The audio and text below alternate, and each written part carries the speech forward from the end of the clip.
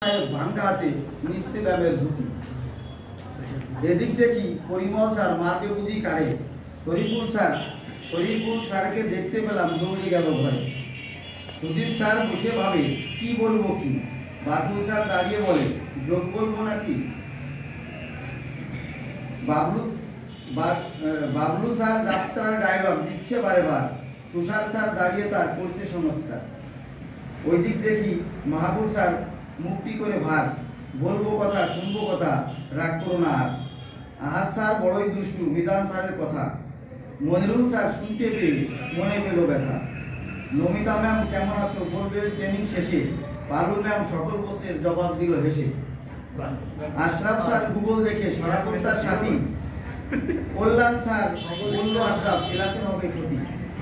Parvez sir বড়ই চুপ বলছে কথা হেসে। ট্রেনিং শেষে চলে যাব যে যার আপন দেশে। শাহিন স্যার সাবেক ট্রেনার এখন তিনি ছাত্র।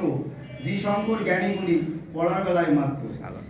ইব্রাহিম স্যার বয়স্ক লোক টাকায় চশমার ফাঁকে। বদুল স্যার সত্যনিষ্ঠ সৎ পথে থাকে।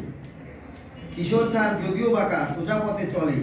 রমেন স্যার আদর্শবান কম কথা বলে।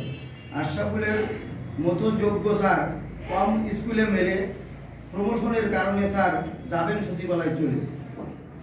বিপ্লব স্যার পরিদর্শনে প্রদীপ স্যারের কাছে। ম্যামরা সব সতর্ক ছিলেন আমাদের কাছে না আসে। মেমাই স্যার হাজিরা দিয়ে ডাকে প্রকাশ স্যার। অসিত স্যার উঠে বলে বাকি আছে না। এই পর্যন্ত লিখে আমি টেনে দিলাম ইতি।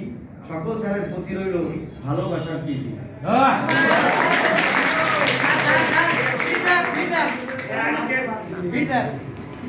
सब करना है